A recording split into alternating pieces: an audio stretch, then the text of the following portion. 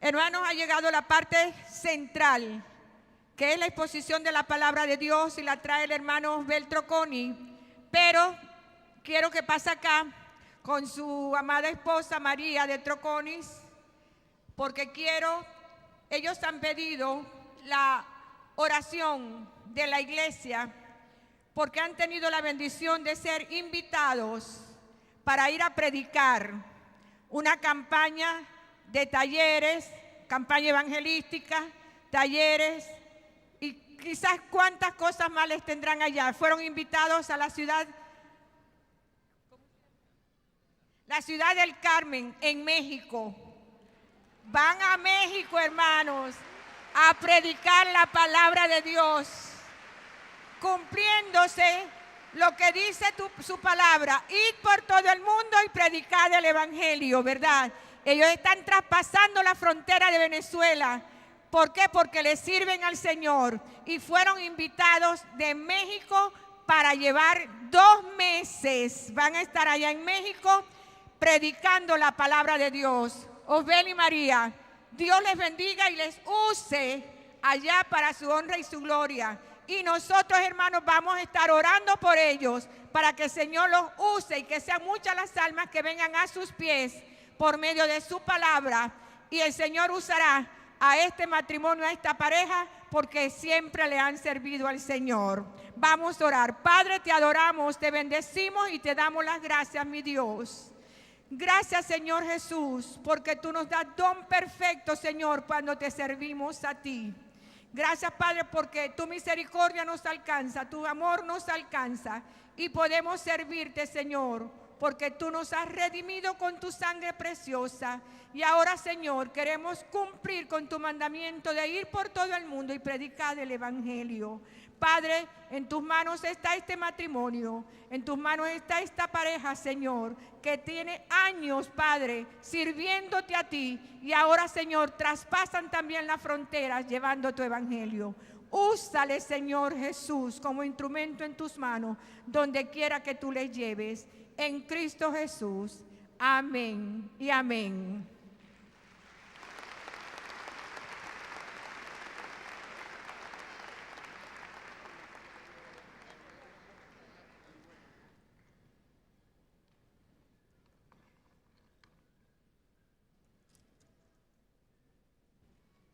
Muy buenos días, amados hermanos. Que el Señor les bendiga grandemente en esta mañana. A los amigos y amigas que nos puedan estar visitando, también en esta ocasión quisiéramos extenderle, en nombre de la pastora, de los líderes de esta iglesia, de los miembros de la congregación, una palabra de bienvenida. ¿Verdad? Nos alegra y nos honra mucho su presencia entre nosotros hoy. El Señor les bendiga grandemente de todo corazón. Siéntanse en su casa. Bien, muchas gracias también por sus oraciones, hermanos. De verdad las vamos a necesitar, porque estas cosas, si Jehová no edifica la casa, en vano trabajan los que la edifican. Si el Señor no está con nosotros, en vano vamos a hacer lo que esperamos hacer. De manera que mi esposo y yo les pedimos de todo corazón que nos tengan en sus oraciones, que solamente queremos servirle a Él, extender su reino y glorificar su nombre, que es la función que valida nuestra existencia acá en esta tierra.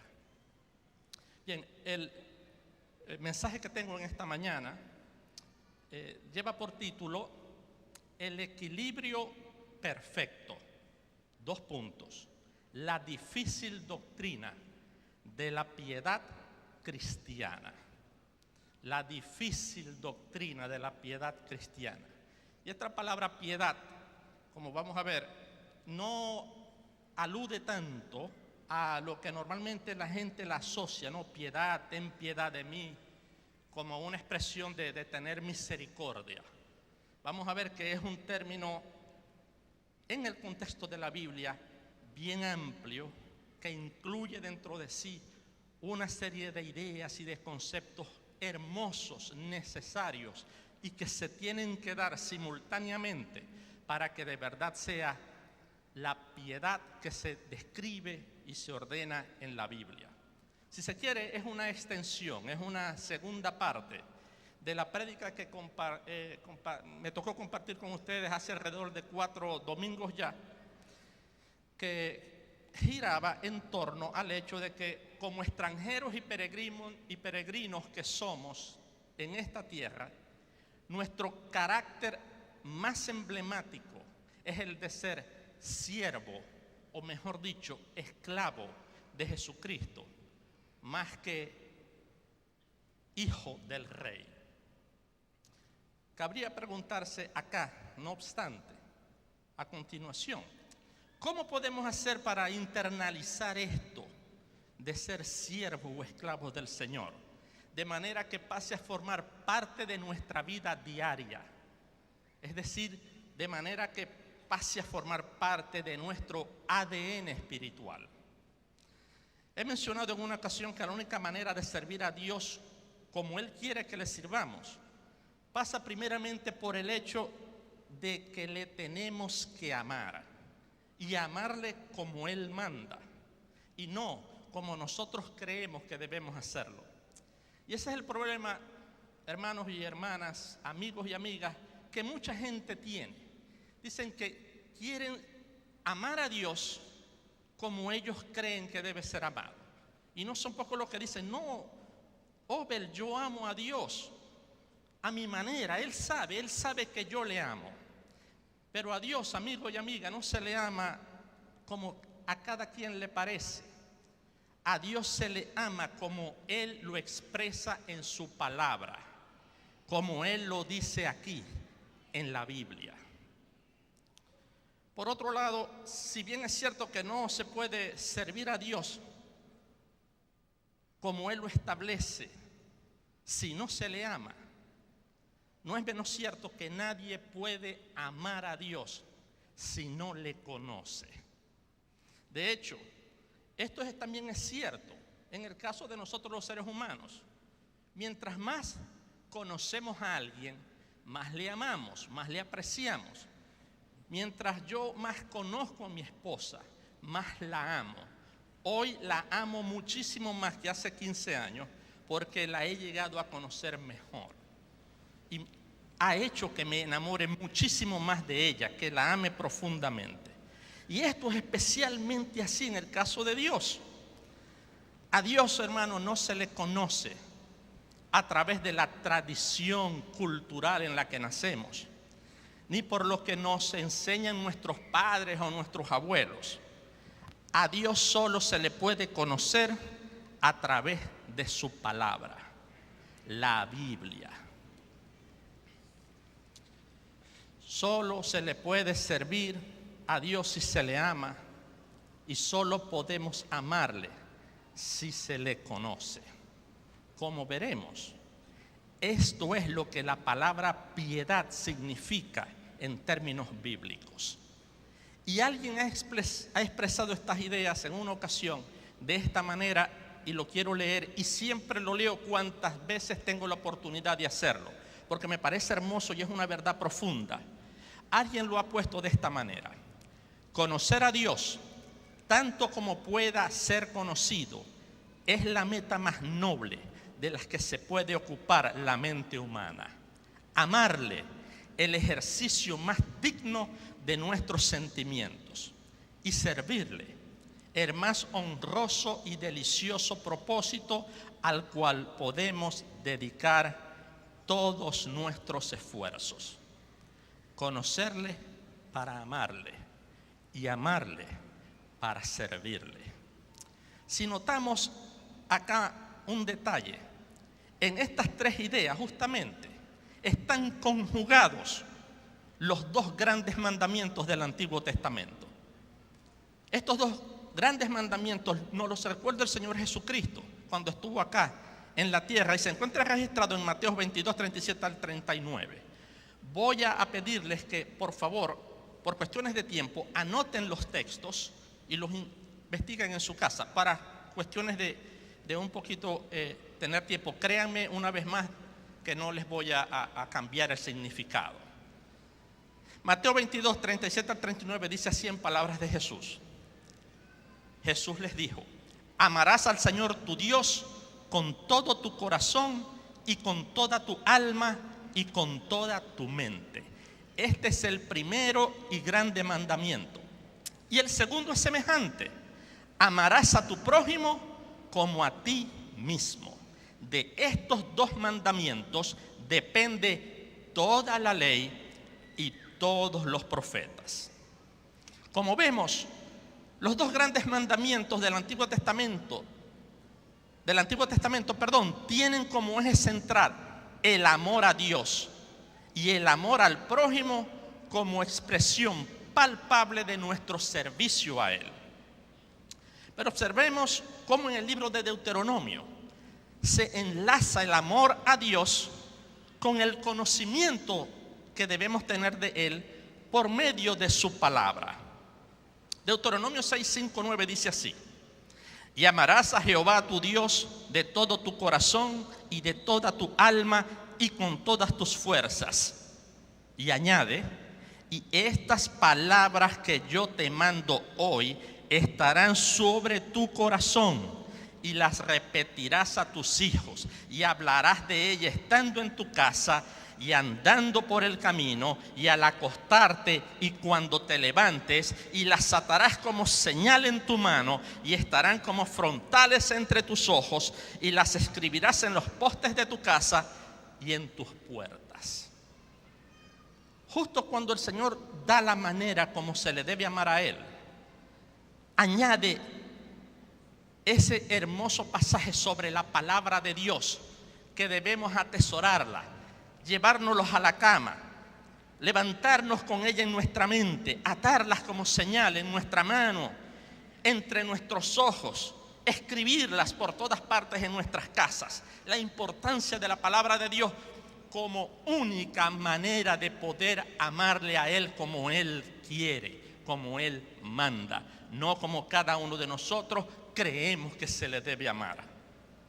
Y yo no creo, hermano, que esta interpretación sea una interpretación acomodaticia. Veamos por qué creo esto.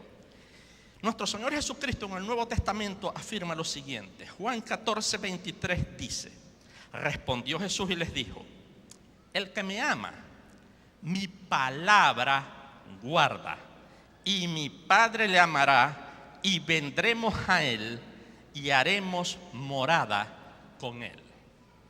En otra ocasión se narra una historia extraordinaria. Se encuentra en Lucas 8, versos 19 al 21. Y dice así: entonces su madre y sus hermanos vinieron a Él, pero no podían acercárseles por causa de la multitud. Y se le avisó al Señor diciendo: Señor, tu madre y tus hermanos están afuera y quieren verte. ¿O no esperaría acá? Porque a mí ciertamente me ocurriría que si me avisan ellos: ven, ahí está tu mamá y tus hermanos. Yo diría: ¿cómo no? Hermano, denle un permisito, háganlos pasar, pasen por acá. Sería lo que uno esperaría. Pero miren la respuesta curiosa del Señor. El Señor responde lo siguiente. Respondió el Señor y les dijo: mi madre y mis hermanos son los que oyen la palabra de Dios y la hacen. ¿Qué notamos acá? El aspecto más importante, justo con el hecho de que el Señor vino a dar su vida por nosotros para nuestra salvación, fue el de recordarnos la importancia que tiene la palabra de Dios en la vida del ser humano. Eso está aún por encima de cualquier sentimiento, de cualquier expresión de emotividad. Hermanos y amigos, que acá en estos dos mandamientos están conjugados estos tres elementos, si lo notamos: servicio, amor y conocimiento de Dios. Como podemos ver, no se puede dar el uno sin darse el otro. Son íntegramente interdependientes. Y esta idea es sobre la que se sustenta el concepto bíblico de la piedad. Lamentablemente hay creyentes que se limitan al puro conocimiento de Dios. Se saben la Biblia de punta a punta, recitan de memoria textos bíblicos, son unas hojillas en doctrina y en teología, hermano. Pero cuando se trata de su relación con el prójimo, pocas personas lo soportan. Ni siquiera los hermanos de la iglesia. A duras penas, la esposa y la mamá. Tienen un terrible testimonio, hermano. Son pura teoría, cero práctica. Pero lo mismo pasa en el caso contrario. Hay hermanos que trabajan fuertemente en la obra sin descanso. Ayudan, sirven, oran 6 horas al día, ayunan 41 días al año. Pero no se han leído la palabra de Dios de tapa a tapa, ni una sola vez. Y tienen años en el Señor. En mi opinión, humildemente, ambos, según la Escritura, no tienen una idea clara de lo que significa la piedad cristiana. Para ser siervo de Dios, como Dios manda, debemos tener el equilibrio perfecto de estas cosas en nuestra vida. Tanto el conocimiento y el amor a Dios, que habla de nuestra relación vertical, y también el amor al prójimo como expresión de nuestro servicio a Él, igualmente unidas, de manera que formen esa señal de la cruz. Y en esa cruz es que nosotros debemos morir. Conocimiento y amor a Dios, la relación vertical, y la horizontal, el amor al prójimo, unidos simultáneamente ambos. Eso es lo que significa el concepto bíblico de la piedad. Esta palabra, que en griego bíblico equivale al término eusebeia, de donde se deriva el término Eusebio. Eusebio es piadoso. Alude a la idea de la relación que el hombre tiene con la deidad. En el pensamiento griego pagano, esta palabra, eusebeia, piedad, era usada a menudo, y muy especialmente, por cierto, por los que escribían poesía trágica, los famosos poetas trágicos de Grecia. Este era el tema central de la mayoría de sus obras. Me refiero a los que les gusta estudiar un tantito a Eurípides, Sófocles y Esquilo, los 3 grandes poetas trágicos de Atenas. En el concepto griego, esta palabra piedad era usada para significar lo siguiente: la actitud apropiada que se debe tener hacia la deidad, hacia lo trascendente. Esto significa que había que guardar la forma correcta de culto y de servicio a los dioses.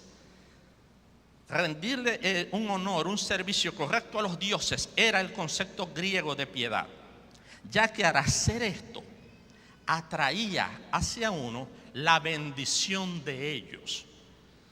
Haciendo la piedad como ellos la entendían, el griego buscaba obtener la bendición de los dioses en su vida. No obstante, los dioses griegos eran caprichosos, de ánimo cambiante, mutables.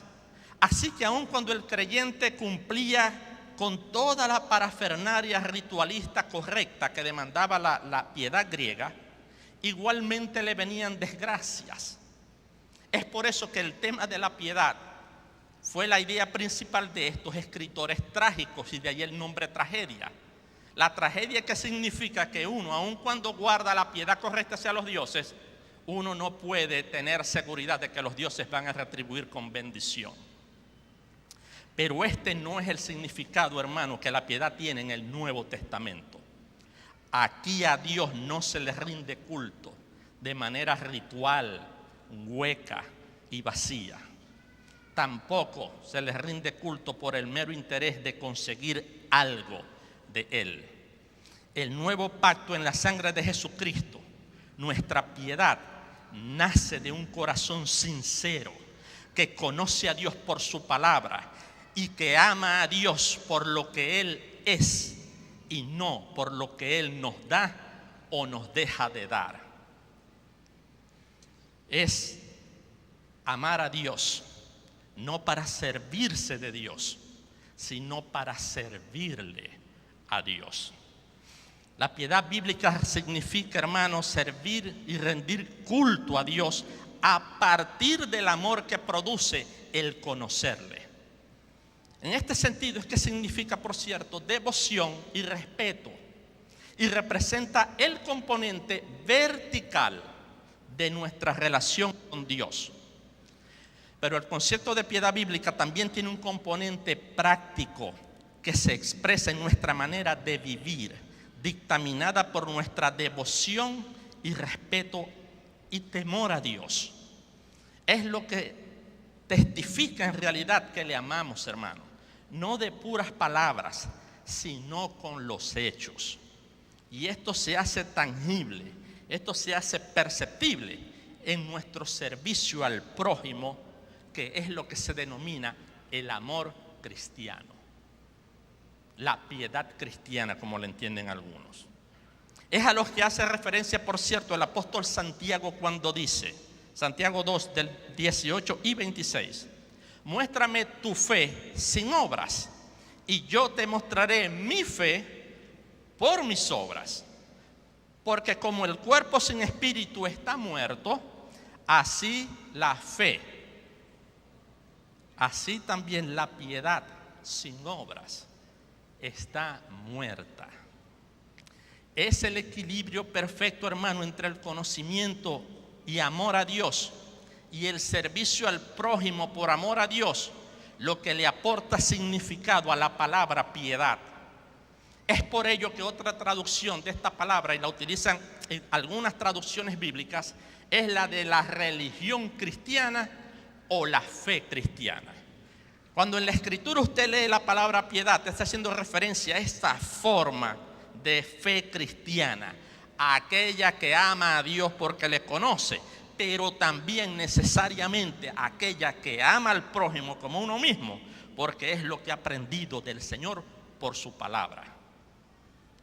Como vemos, hermano, la piedad cristiana tiene como punto de partida el conocimiento de Dios por su palabra, y que es lo que posibilita nuestro amor verdadero a Él. No olvidemos nunca esto, hermano. En tal sentido, la palabra de Dios es tan importante que la porción más amplia de toda la Biblia, el Salmo 119, que está constituido por 176 versículos divididos en 22 secciones, donde cada sección se corresponde con una de las palabras del alfabeto hebreo.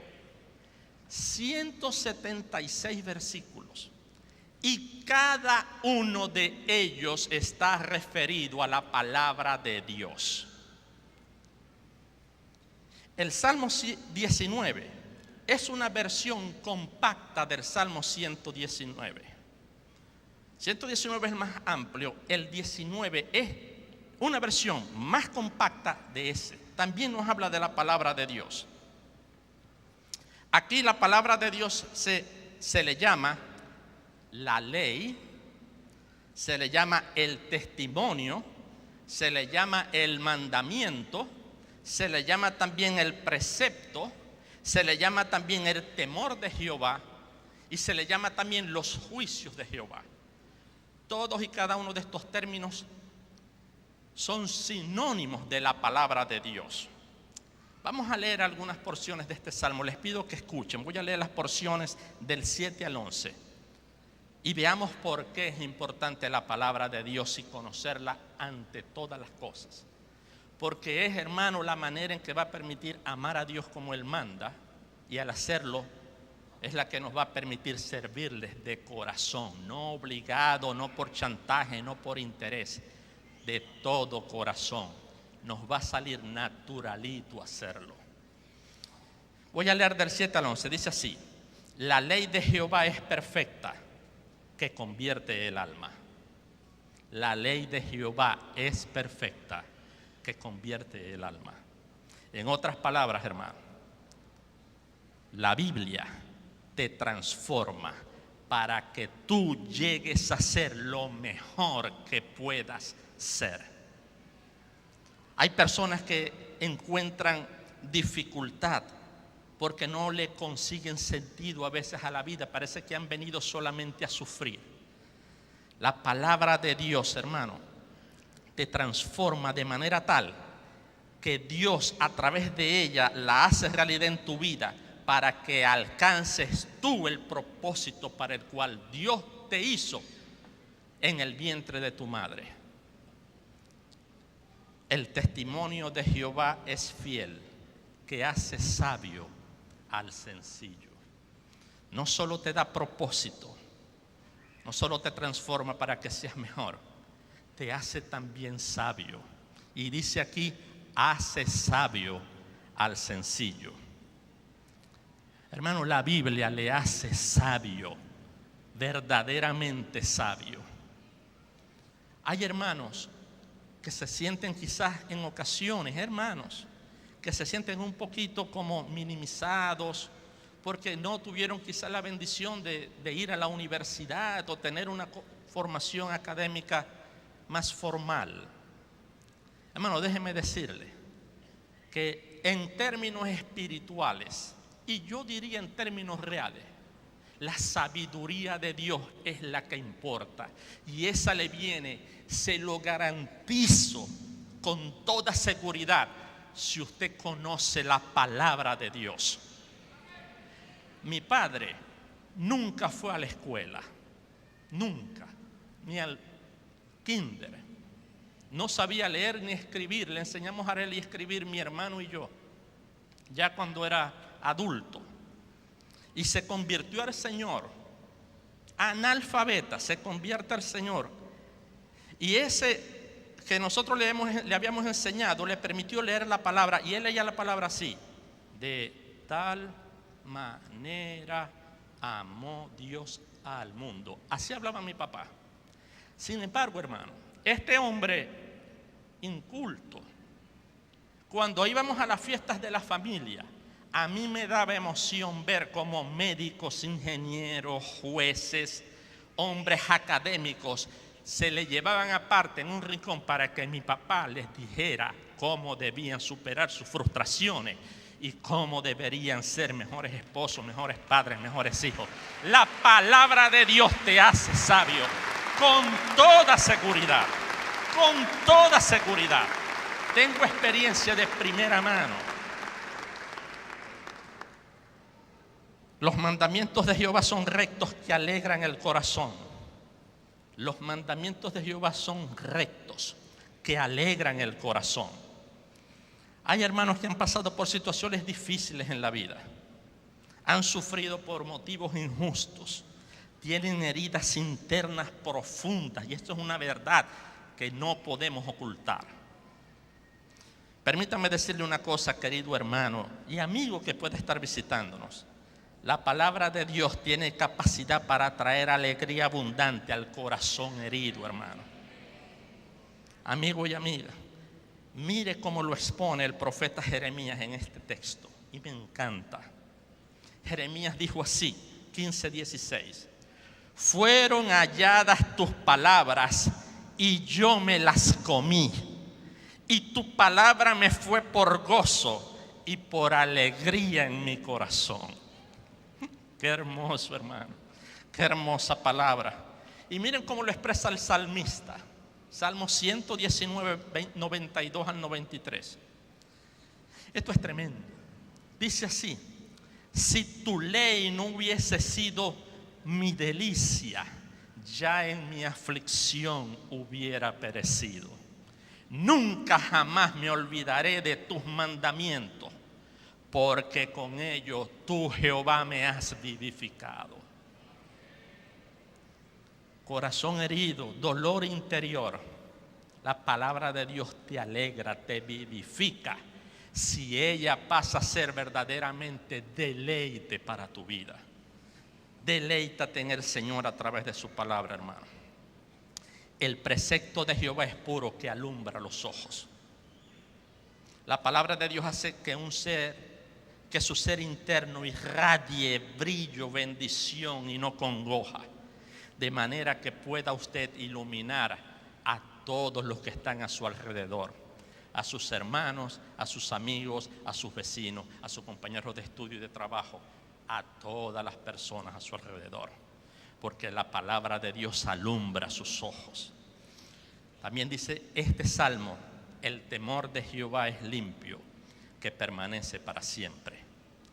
La palabra de Dios, hermano, no solo te limpia de pecados, sino que quita completamente, si crees en ella, el sufrimiento más profundo que puedas tener en tu vida, hermano, y se lo digo con toda verdad, con toda honestidad. El temor de Jehová es limpio, que permanece para siempre. La palabra de Dios siempre permanece y está ahí para limpiarte.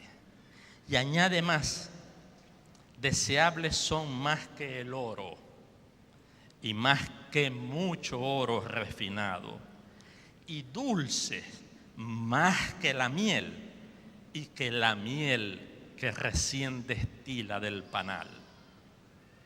Hay hermanos también que por diferentes situaciones están pasando dificultades materiales fuertes. Déjeme decirle otra verdad, hermano, y esto no es habladuría, y esto no es para que digan: ay, el hermano se habla bonito. No, hermano, esto es una realidad también de primera mano. La palabra de Dios es el único verdadero tesoro que tiene el hombre, de verdad, más valiosa que el oro.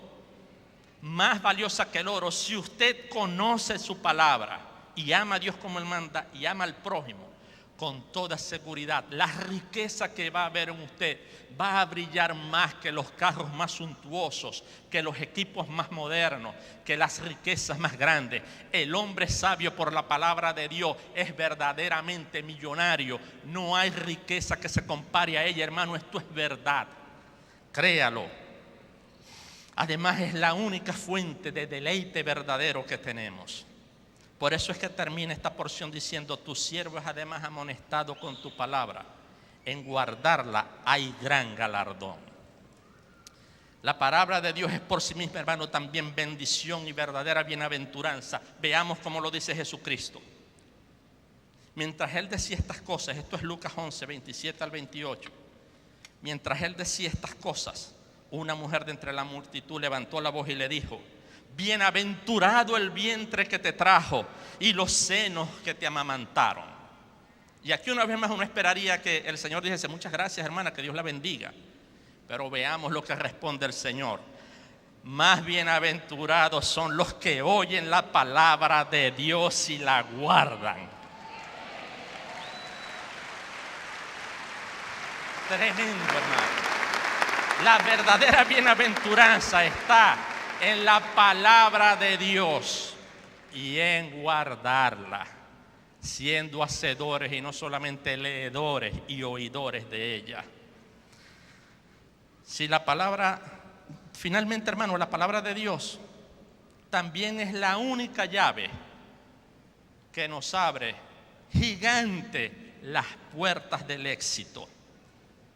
Y yo lo creo. Josué 1:8 dice: nunca se aparte de tu boca este libro de la ley, más bien medita en él de día y de noche, para que guardes y cumplas todo lo que está escrito en él, porque así tendrás éxito y todo te saldrá bien. Así tendrás éxito. ¿Verdad, hermano? Así tendrás éxito y todo te saldrá bien. Si la palabra de Dios nos da a conocer un Dios así, no se va a enamorar uno de Dios. Claro que sí, sin duda alguna. Usted va a quedar prendido de amor por Dios.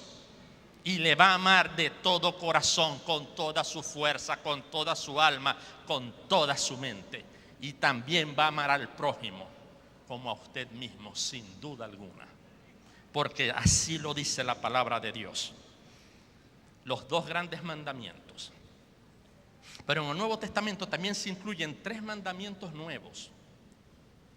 Curioso esto. 3 nuevos mandamientos. Los otros son los 2 grandes mandamientos de la ley. Lo dijo Jesús. Naturalmente no estaba completo porque hacían falta estos 3 elementos para que se cerrara el círculo perfecto y el equilibrio perfecto de la piedad bíblica. Estos 3 mandamientos son los siguientes. El primero es de naturaleza evangelística y está expresado en ese hermoso texto que conocemos como la Gran Comisión. Id y predicad el evangelio por todo el mundo a toda criatura, enseñándoles que guarden todas las cosas que os he mandado. Id y predicad el evangelio a todo el mundo, enseñando estas cosas y enseñando que las guarden. Este tipo de mandamiento, por cierto, es curioso. Esto no está en la ley. No hay un mandamiento en la ley que le decían a los judíos que hicieran a otros judíos, a otros no judíos judíos. No había un mandamiento evangelístico en la ley. Había quienes se convertían a la ley porque veían que ellos no eran tan tontos. Decían, estos son hijos de un Dios llamado Jehová y les va bien. No, yo voy para allá. Y había lo que denomina la Biblia los prosélitos, los que se hacían judíos, pero no era una actividad evangelística en el Antiguo Testamento. Eso no lo vemos ni en la Biblia ni en la práctica judía. El segundo mandamiento es de naturaleza apologética. Tenemos el primero, que es ir y evangelizar. El segundo es defender la fe y defenderla en 2 ámbitos distintos. Defenderla de manera tal que demos razón de la esperanza que está en nosotros. Cuando la gente ve que somos alegres, que somos sabios, que somos exitosos, entonces nos van a preguntar, mira, ¿cuál es la razón de que vos vivís así, chico? Entonces la palabra dice, estad siempre preparados para dar respuesta con mansedumbre y reverencia ante todo aquel que demande razón de la esperanza que está en vosotros. Primera de Pedro 3:15. Y el otro mandamiento apologético ya no está referenciado a que demos respuesta a aquellos que fuera de la fe cristiana quieren conocer la fe cristiana, sino que está referido, hermanos, a aquellos que dentro de la iglesia cristiana quieren cambiar la doctrina sana, trayendo un nuevo evangelio. Y esa está en Judas 1:3. Y dice así: me ha sido necesario, hermano, exhortarles que contendáis ardientemente por la fe que una vez y para siempre fue dada a los santos. Aquí la palabra contender ardientemente es la palabra epagonizo en griego, que significa batallar hasta agonizar, porque de ahí es donde viene el término agonizo. Defender la fe hasta que agonices, hasta que te quede el último aliento en tu vida, porque la palabra de Dios debe permanecer sana. La doctrina de Dios debe permanecer sana y es función nuestra defenderla ante los lobos rapaces que entran a destruir nuestro rebaño. El tercer mandamiento es extraordinario. Perfecciona, por cierto, el segundo gran mandamiento del Antiguo Testamento. Se encuentra en Juan 13:34 y dice así, y este es el Señor hablando: un nuevo mandamiento os doy, que os améis los unos a los otros como yo os he amado. Ya no como uno se ama a uno mismo. El Señor elevó el nivel, que os améis como yo los he amado. ¿Y cómo nos amó el Señor?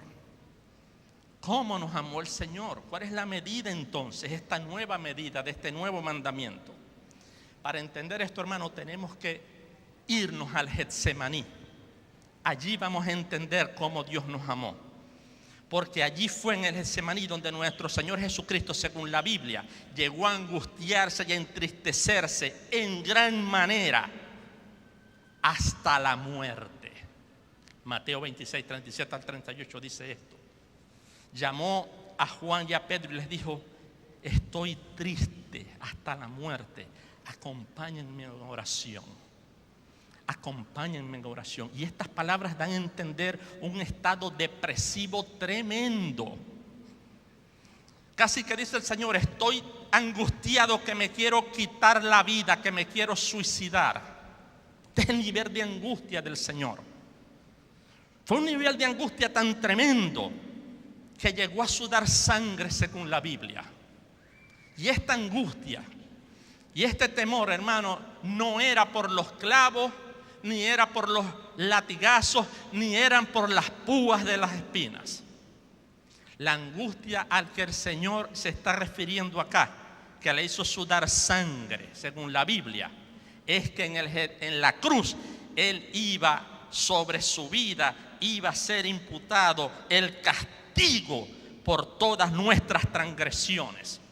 El único hombre justo en este mundo, el único hombre justo, sin pecados, por nosotros Dios lo hizo pecado. Sobre Él, por primera vez en la vida, sobre su cuerpo, fue descargado todo el juicio del pecado. Y fue esto el motivo que Él hizo que se angustiara hasta la muerte. No obstante, hermano, Él, si bien es cierto que dice, Señor, haz pasar de mí esta copa, termina diciendo, pero no se haga mi voluntad sino la tuya. Y al estar en la cruz, al haber experimentado eso en su vida y al estarlo viviendo, al ver cómo le burlaban, al ver cómo se reían de Él, al ver cómo se repartían sus despojos, sus vestidos, hermano, oímos al Señor que dice y clama al Padre, aún con ese dolor injusto, Padre, perdónalos, porque no saben lo que hacen. Padre, perdónalos, porque no saben lo que hacen. De tal manera amó Dios al mundo, hermano.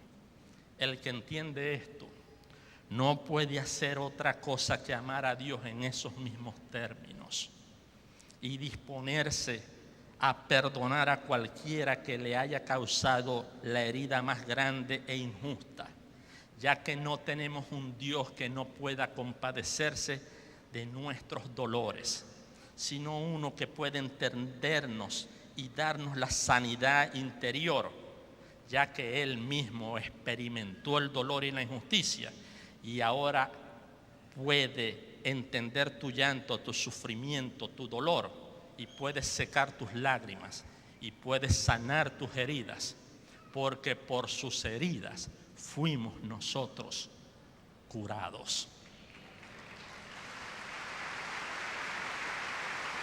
Gloria a Dios.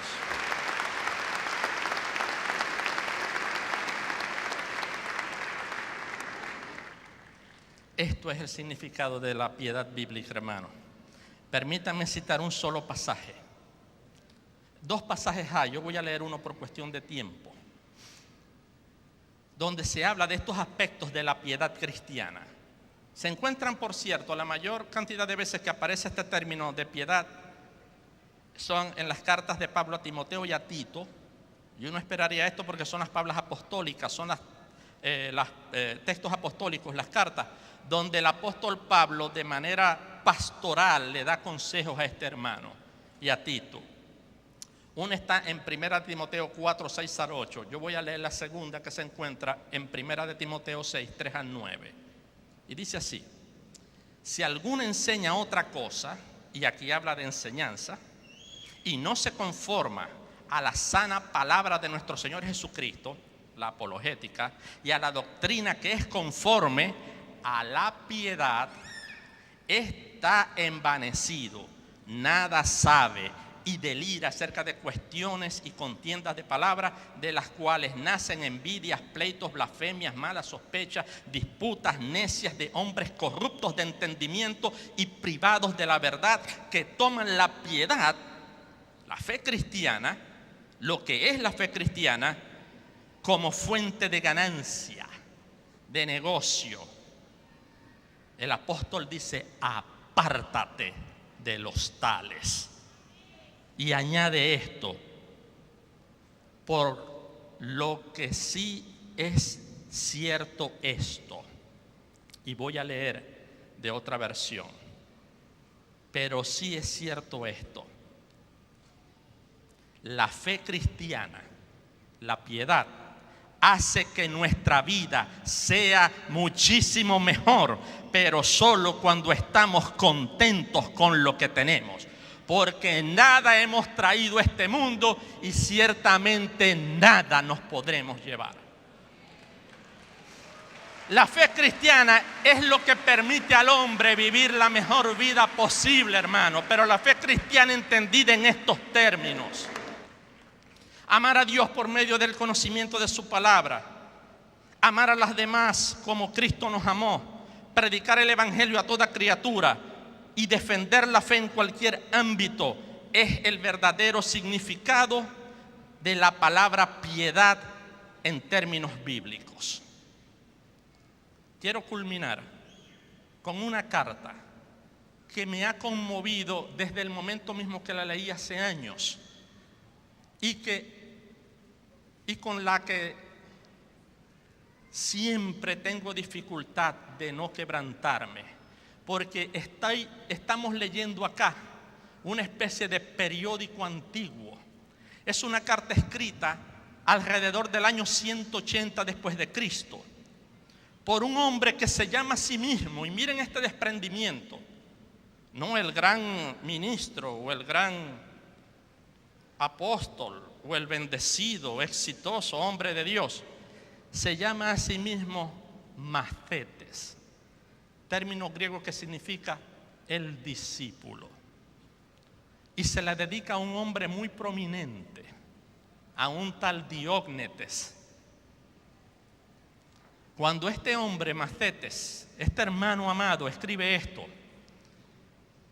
había padecido los creyentes primeros persecuciones grandísimas. Ya había pasado el reinado, por decirlo de alguna manera, del emperador Nerón, y estaba viviendo en ese tiempo durante el emperador Marco Aurelio, un filósofo estoico, por cierto, que llevó a cabo la segunda matanza más grande de cristianos después de la de Diocleciano. Está hablando aquí un hombre a otra persona importante, cuando los cristianos en el tiempo de Nerón los empalaban vivos para que cuando los prendieran fuego mientras estaban vivos iluminaran el jardín de Nerón. Y cuando los cristianos estaban siendo muertos, se dice que en ese momento las personas de las ciudades, cuando no tenían nada que hacer, decían: mira, ¿qué estás haciendo? Bueno, nada. ¿Por qué? Vamos a matar a unos cristianos. Ah, bueno, vamos pues. Y agarraban piedras y objetos contundentes y los mataban a palazos. Y dejaban sus cuerpos tirados, y en las noches venían las bestias, los animales salvajes, y ya sabían lo que hacían con ellos.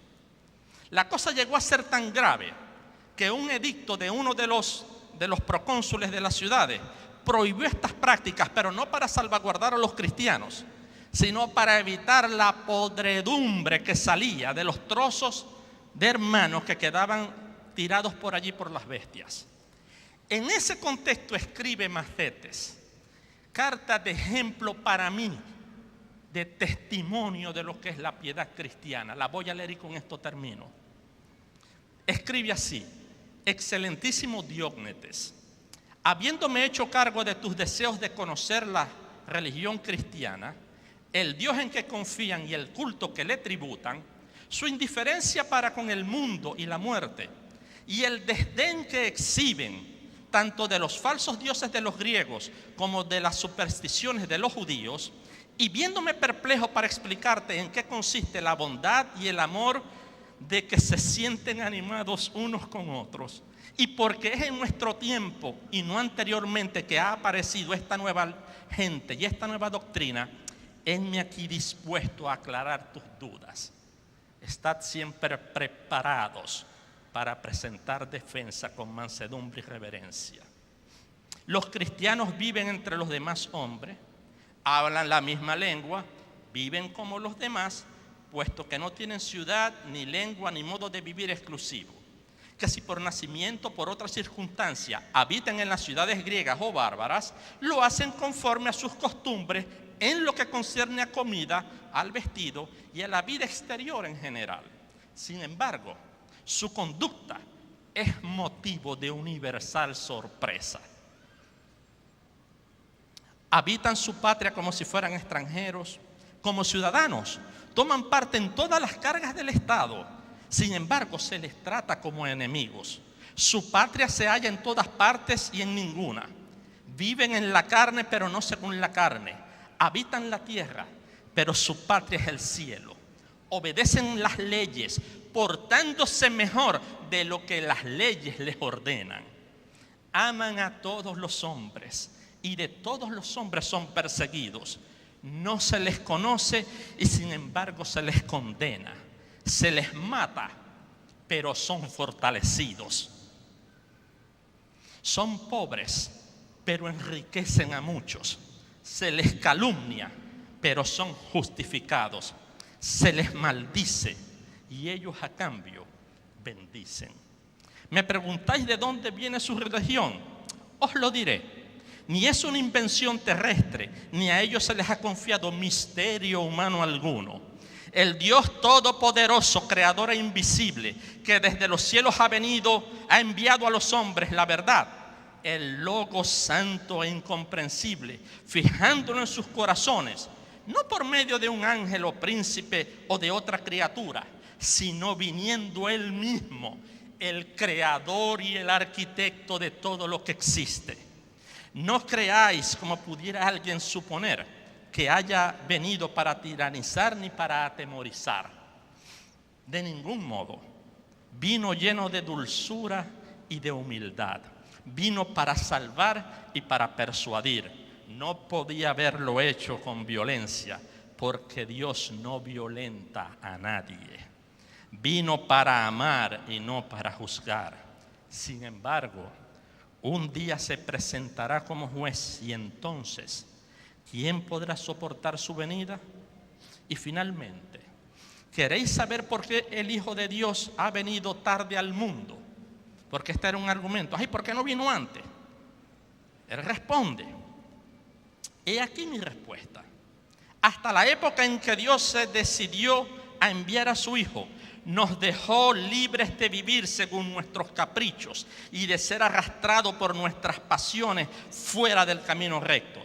No es que se regocijara de nuestros pecados, creaba un espíritu de justicia para que al tiempo señalado por Él, comparando nuestras obras con su justicia, nos sintiéramos indignos de vivir y que solamente entonces la clemencia de Dios nos hiciera dignos de su amor. Ha dado a su Hijo por nuestro rescate, dio al recto por los malos, el inocente para los culpables, el justo por los injustos. ¿Con qué pues hubiese podido cubrir nuestros pecados si no fuese con su propia justicia? ¿Por quién hubiéramos podido ser justificados nosotros pecadores e impíos, sino solo por el Hijo de Dios? Dulce transformación. Beneficio inesperado, que desaparezca la injusticia de muchos en la justicia de uno y que la justicia de éste cubra los pecados de todos.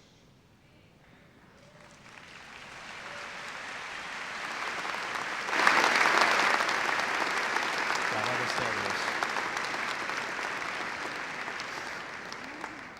Lo que hemos leído acá, hermanos, es un ejemplo emblemático de lo que es el testimonio cristiano, el poder transformador. La piedad cristiana vivida de esta manera, como la Biblia manda, fue lo que tumbó al imperio más grande que ha tenido este mundo. No fueron las armas, ni la revolución, ni mandaron a los emperadores a un tribunal para demandarlo. El imperio romano cayó por la piedad, el ejemplo y el testimonio de hombres que conocían a Dios por la Biblia, que lo amaban como Él manda, que amaban al prójimo como su Señor los había amado. Pensemos en esto, hermano. Mantengamos esto siempre en mente. Esta es la única manera que podamos ser felices. Yo quisiera ahora hablar, si hubiese aquí alguna persona que nos visita, quisiera decirles que solamente Cristo hace al hombre feliz. Solamente Cristo hace al hombre feliz. Si ha padecido dolor, sufrimiento, injusticia, herida profunda en su ser interior, si está teniendo dificultad, déjame decirle, amigo, que la Biblia es la fuente del verdadero éxito, de la verdadera alegría. Este es el mejor gabinete de medicina que puede existir sobre esta tierra, porque es aquí donde está la sanidad de todos nuestros dolores, y es aquí donde se suple todas nuestras necesidades. Si hubiese alguien acá presente que quiere tener un encuentro con ese Dios todopoderoso que nos amó, que quiere conocerle a Él por medio de su palabra, quiere tener un encuentro personal con el creador y arquitecto de todo lo que existe, yo quisiera pedirle que por favor, allí donde está, en su asiento, incline su rostro y medite sobre estas cosas que hemos hablado. Y no como producto de un chantaje emocional, sino como producto de la verdad a la que hemos sido expuestas por la palabra de Dios.